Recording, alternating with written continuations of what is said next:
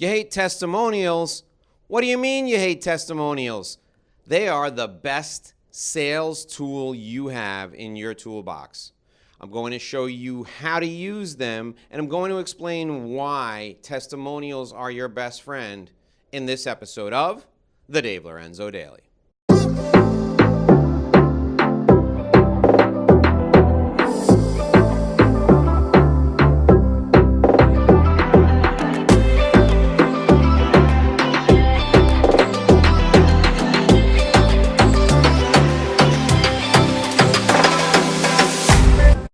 Hi, it's Dave Lorenzo, and welcome back. It's great to be here with you once again.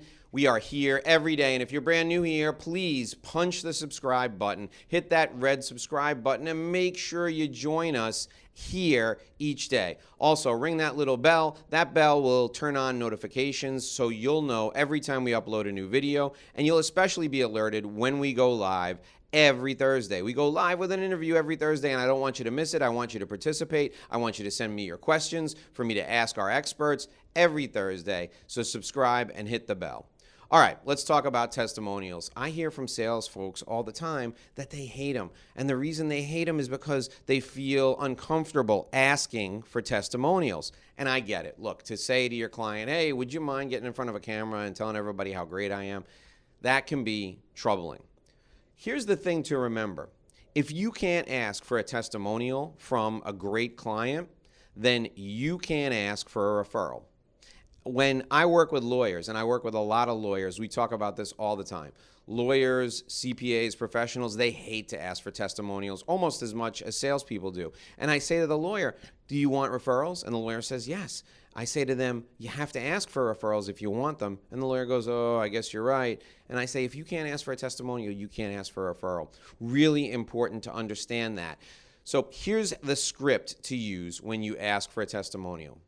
You do it at a time when your client is very happy with something that happened in the process. Either you got a great result for them, or you just sold them a product, or they called you to tell you how happy they are.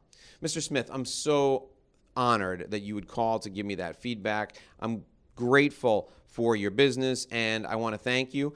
And also, I'd like to ask you, if you wouldn't be too uncomfortable, would you mind just jotting down a few of the things you just told me, put it on your letterhead, and drop it in the mail?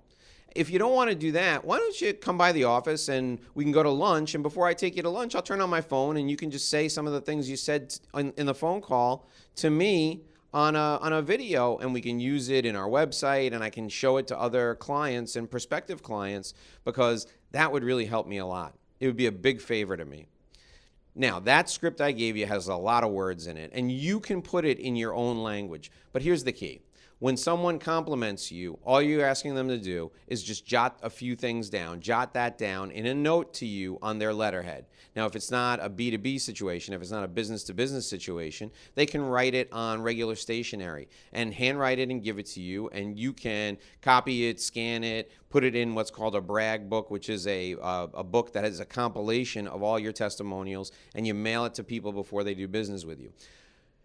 Written testimonials are great. Video testimonials are even better because nobody can fake those. It's the person right in front of the camera speaking truth about the level of service they received and why they're so happy. So doing it when someone's complimenting you is great. Also, every time you meet with an existing client, if they haven't done a testimonial, ask them. Especially if they're dressed up and looking good, like they're going to do a presentation at work. Say, geez, Mrs. Smith, you look fantastic today. Oh, yes, Joe, I'm delivering a presentation to the CEO. Wow, that's wonderful. You know what I'd love to do? I'd love to get you on video talking about the last deal we did together and how happy you are. I know this is going to represent you well, and it would be a fantastic favor for you to do for me. I would really appreciate it. Now, that line, every time you ask for a testimonial, has to be in there. I'd like you to do me a favor. Would you mind doing me a favor? Would you please do me a favor? If you say it like that, a good client is hardly ever going to refuse you. My preference is for you to ask for a video testimonial first. And if the person says, oh, I'd be uncomfortable being on video, then say, oh, that's no problem. Would you just mind jotting down a few things about our relationship on a piece of paper? It can be your letterhead and you can handwrite it, or you can type it up and send it to me in an email. Either way would be fantastic. First ask for the video and then fall back to the written testimonial. The easiest thing to do is to ask a client who's happy for a favor, and that favor is doing the testimonial.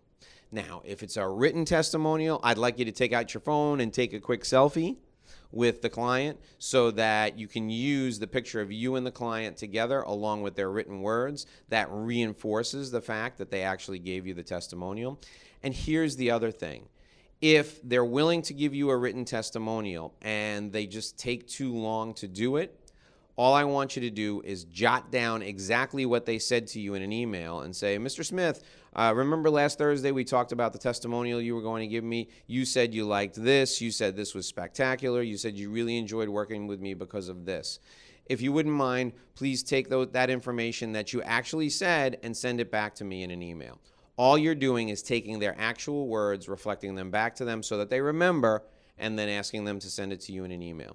You never, ever make up a testimonial, never fake it, never, ever put words in people's mouths. Always, if you're going to send them something in writing, reflect actual words they've said back to them, and you make sure that you reinforce the fact that they offered to do you a favor.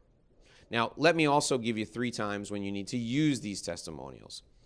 Everyone who's going to meet with you in person should get a pile of your testimonials in advance of that meeting. You should send them out. All the written testimonials, links in email to video testimonials that you put up on YouTube, all of those things should go before you ever meet with them, so that in advance they know that you've got a whole army of people who are supportive of you and your work. The second time you use testimonials is after you've sent something to a prospective client, like a proposal. Always include new testimonials or different testimonials in the proposal to reinforce it. And the third time you use testimonials is when you send back the signed engagement agreement or signed contract. You send yet a third wave of testimonials to reinforce that they've made a good decision and prevent buyer's remorse. Those are the 3 times to use testimonials. Of course, you should have your own website, even if you're a sales professional, independent sales professional, or a sales professional working for a big company. You should have a personal website where you write expert articles so that you can prove that you're an expert, and it also is a place to hold your body of work.